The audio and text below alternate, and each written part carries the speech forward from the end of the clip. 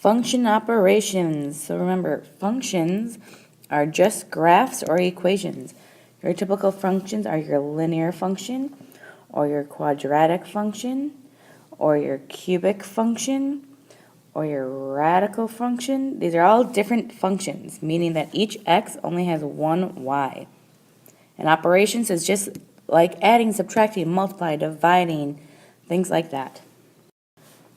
So just a little representation of what do function operations look like.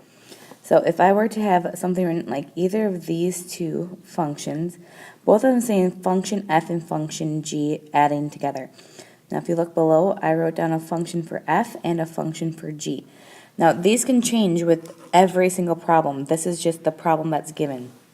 So if I were to write this out, this would say my function of f plus my function of g, and you should always simplify your functions. The second one is subtracting. So with subtracting, you have to be careful because I still have my function of f that comes first because that was written first, and then subtraction. With subtraction, you want to make sure to put the second function in parentheses. So x squared minus 7 would be in parentheses. The reason why, because you have to distribute that negative sign to both terms. Multiplying with functions, I would have x plus 2, and I would want to put that in parentheses times x squared minus 7, because here I would have to FOIL this out. And finally, when I have division with fraction or with functions, whatever comes first, so x plus 2 would be on top, x squared minus 7 would be on bottom.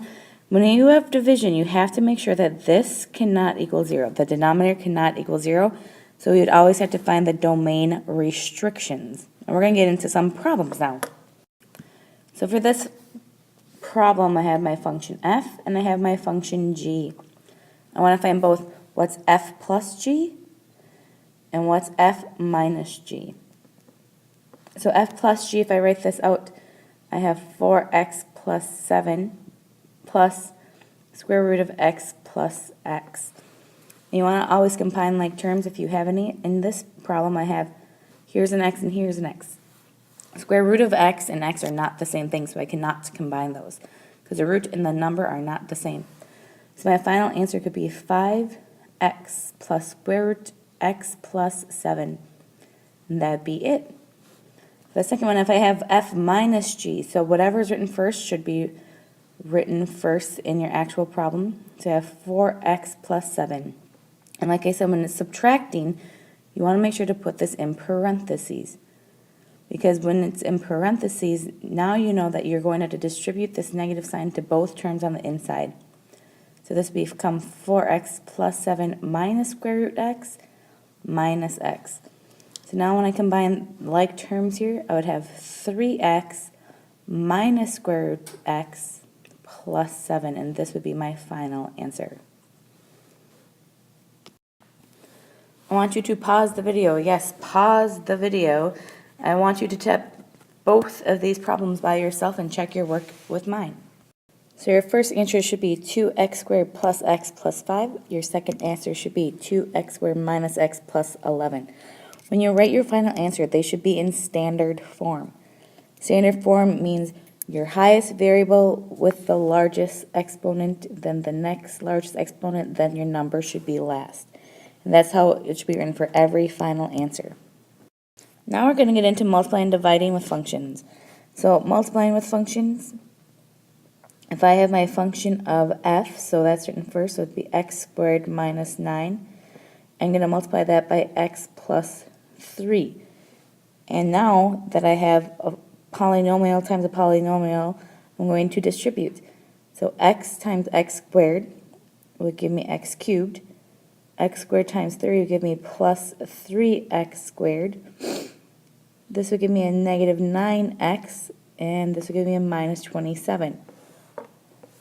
When I look at all of these terms, none of them are alike. So this right here would be my final answer here. And then it says state the domain. Domain is what value can x be.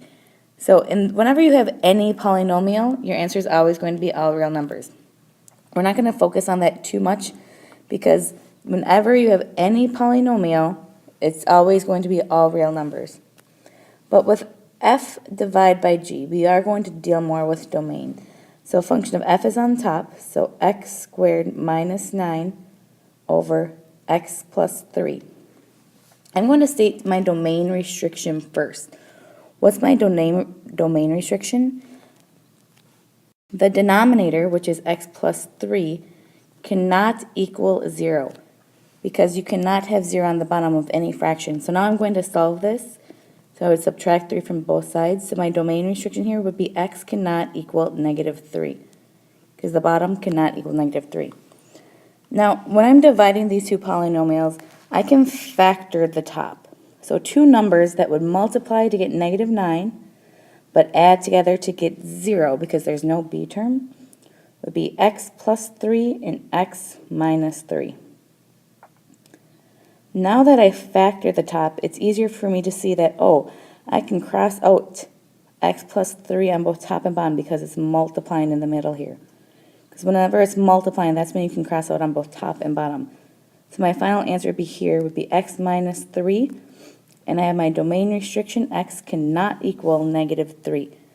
You have to do this first, because if I would have done this second, I would not have a denominator. But I did. In my original problem, I had a denominator. I want you to attempt both of these problems and check your work with mine. So for the first one, you should have gotten 9x cubed minus 30x squared minus 23x minus 4. And I broke it down into different colors for when I distributed. So the 3x squared distributed was in blue, negative 11x was in black, and negative 4 was in red. And I combined it like terms.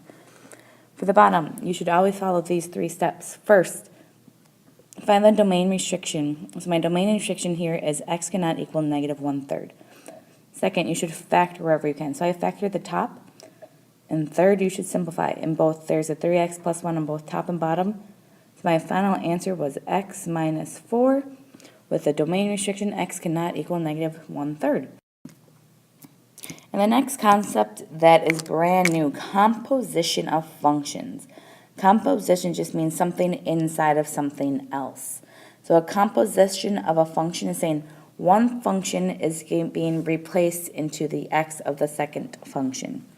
So a lot of times it's written like this, gof or fog, meaning that if it's written like gof, the function of f, because that's the function written second, is going to be inside of the function of f.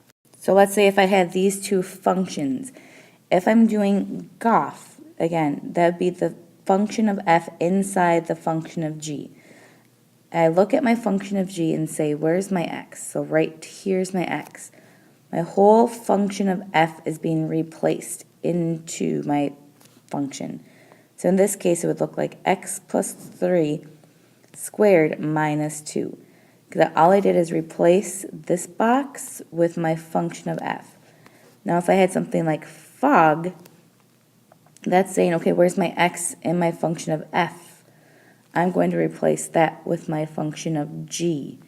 And yes, I get that this can be very confusing. So this would be x squared minus 2. That's just my box here. And then I still have to add 3 to it. So then you should simplify if possible. So like the first one, I would FOIL, and I would get x squared plus 6x plus 9 minus 2.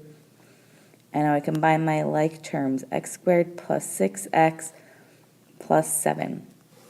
The second one, I would just combine my like terms because there's no square. So I have x squared plus 1, and that would be my final answer. So here I'm looking for gof. Now if I were to write this out, that's saying the function of f inside the function of g. So whatever is written on the inside, like here, this is the function of f, you box in that whole equation. That whole equation is going to be replaced in just the x of the function of g because it's written on the outside. So now I look at my function of g, and then I just have my box, and I'm going to replace that with x minus 5, and then my g is being squared, so I have to make sure to square my final answer. And you can leave it just like this, or else you could FOIL it out and get x squared minus 10x plus 25, those are both the same answer. Now let's say if I had a question like this down below. It's saying evaluate. Evaluate means you actually have to figure out what x is going to be equal to. It's saying gof, where x is negative 3. Well, my equation for gof, or my function of g of x, we found out to be x minus 5 squared. So now it's saying if x is negative 3, what would my answer be? So I would replace x with negative 3. So negative 3 minus 5 squared, that's going to be negative 3 minus 5 is going to be negative 8 squared, which is 64. And again, I understand this is confusing. Just make sure to write down the information, and I'll be going over in class, and we will be practicing abundantly. Have a wonderful evening.